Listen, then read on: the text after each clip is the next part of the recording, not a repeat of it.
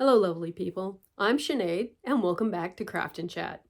I had a migraine yesterday, so I'm a little bit off today. Anybody who's had them knows there's the hangover day afterwards. Um, I'm gonna try and do some crafting.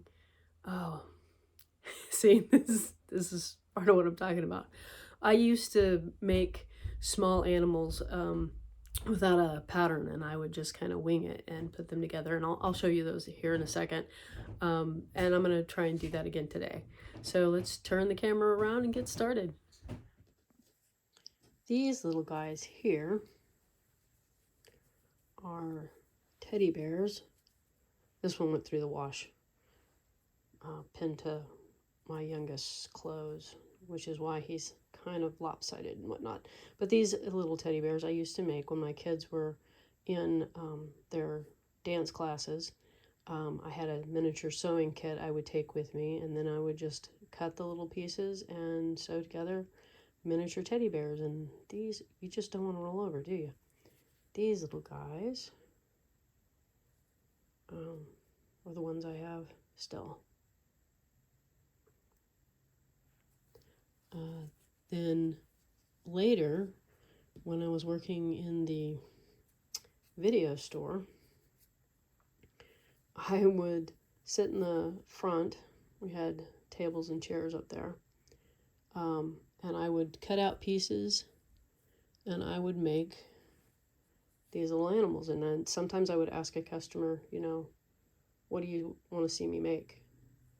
And I don't remember if this aardvark was a suggestion or not, but this little guy was probably made back when I was making the teddy bears. He's made the same way. And a horse. So I don't have a pattern, I just would cut them out. And then later, when I was doing patterns, these are, what is the cat's name from Kiki's Delivery Service? Is it Gigi? These are part of the 1/8 scale pattern, costume patterns, so that, you can make them yourself. So I had to document these guys. And this one was, I need a bat now. And so I threw together a bat. Kind of looks like the baby, but different. You can't help but have the inspiration of doing what you've done before, which is how I do these. So I have some felt here, and I am going to attempt to make a mouse. So, and I'm doing this one much bigger.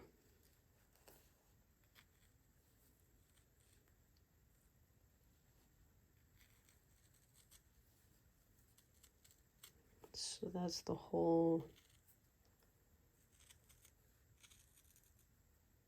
body, and I think I want it back in there.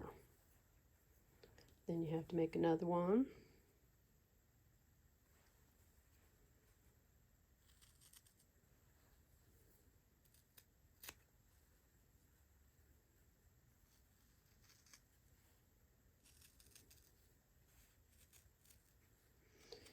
So how much do you know about house mice? I can say that I know way more than I want to. I mean, it's cute and all, because they are. A house mouse is an absolutely delightful little creature. They are adorable. They do actually have big ears, which we're going to attempt to do here.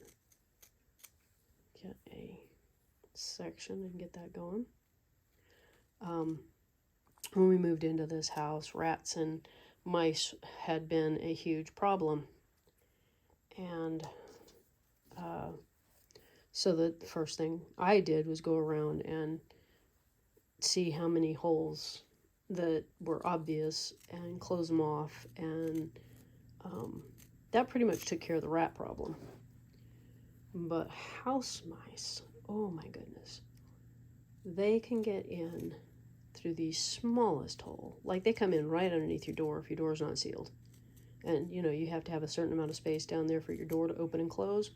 And if your seal is not working and they've been in the habit of coming through, they just come on through. So we've discovered that they were actually, well, if you left food out, they would definitely get into it. Oh, somebody left cookies out on the counter one evening, and it just reminded me of if you give a mouse a cookie. Yeah, they kept coming back to that same spot. Once they've had food there, they come back. Okay, so now we need to cut out a belly.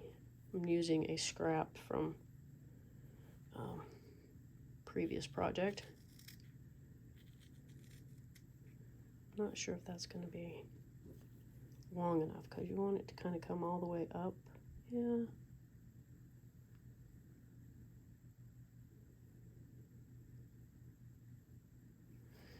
And after the when we were working on the place, the in between the floor and the ceiling, there were a lot of mice nests, and they, oh, I think I just messed up. They would collect Legos, and oddly enough, they had a color thing. So like one nest would be full of red Legos, and another nest would be full of blue Legos. And later, when they got into our speakers and were nesting in the speakers, they had white Legos. Yeah, it was white Legos in the speaker. And they were getting the Legos, I don't know where from, because I don't have Legos. They have to have been out in the yard or something. Oh wait, that's probably the right size. Because yeah, we have found all kinds of objects, toys, you name it, out in the yard. People before us were really prone to leaving things out and about. My son was out collecting firewood and he found a shovel. So, you know, they didn't limit it to toys. They just about anything and everything. We did eventually, I think, haven't heard anybody go, we got mice again. I think we got finally all the holes closed that they were coming through, but it was a challenge to keep those guys out. And they just wanted to come in and stash their little maple seeds in little hoards here and there, wherever, and stash their Lego. And at one point they found evidence that they had gotten under the bed, and oddly enough, it wasn't a trail of poop like you'd think, you know, no mice feces to clue you in. It was something else. Something had been moved, and I was hearing noises at night, and it turned out they were coming in and going under my bed looking for something. I don't know what, but at one point they woke me up because they found a metal object and they were playing with it, and it was making a clanking noise. So I was like, okay, everything out from underneath the bed until we figure out where this guy's coming in. And so there was nothing under my bed, and we put a jingle bell underneath the bed. And sure enough, that mouse came in there and played with the jingle bell, which I thought was funny. So this is one of those times when I would knot in place. Now, let's see, which way am I going to do this? Right side out, turn it, wrong side out, turn it. Let's go for not turning. Not turning, So I'm going to make a knot for not turning. And so I knot it in place. Sometimes on the smaller stuff, I would just do the tacking where you just go around and around.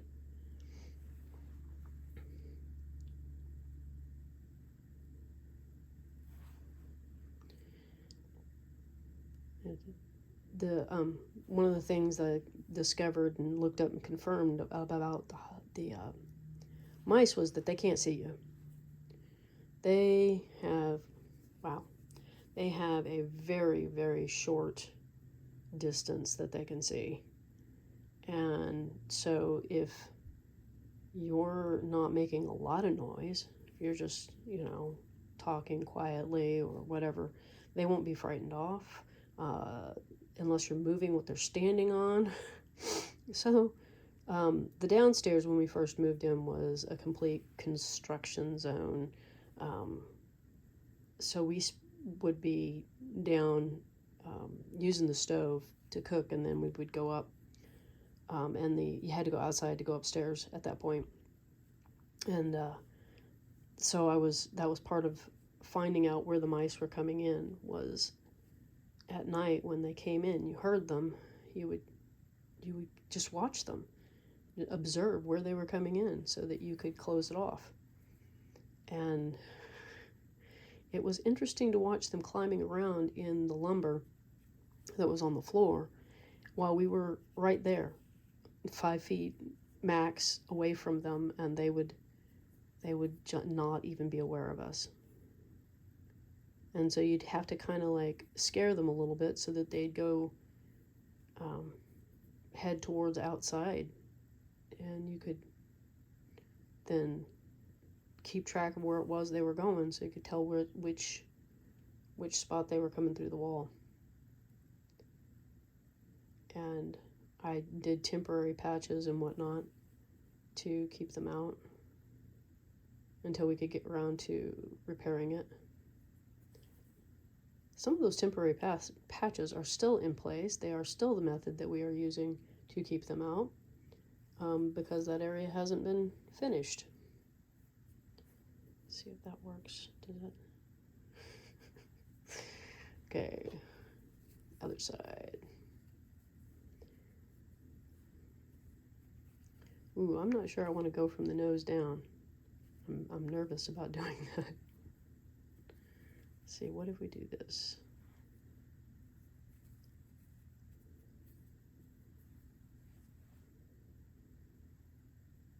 Go up, put the nose together.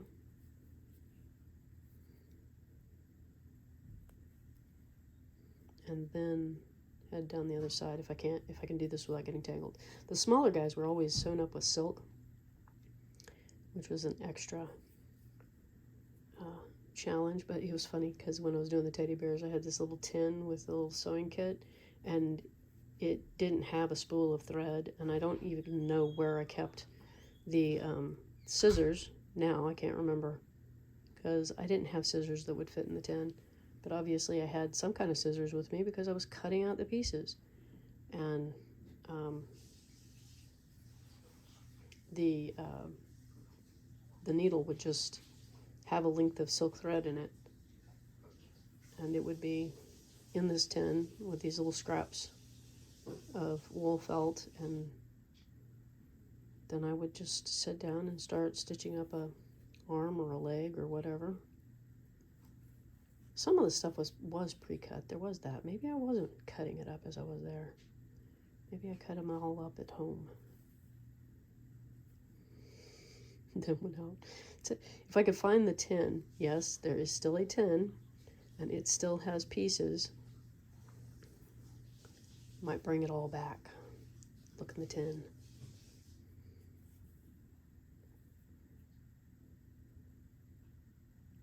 You know what I didn't cut out? Was the base. The bottom piece. So I'll have to go back and do that. And then I had a little finish nail in there for stuffing. There wasn't a whole lot of stuffing in the little teddy bear. The arms and legs are not stuffed at all. And the head and the body had the only stuffing, and I would use a little finish nail to push that stuffing down in.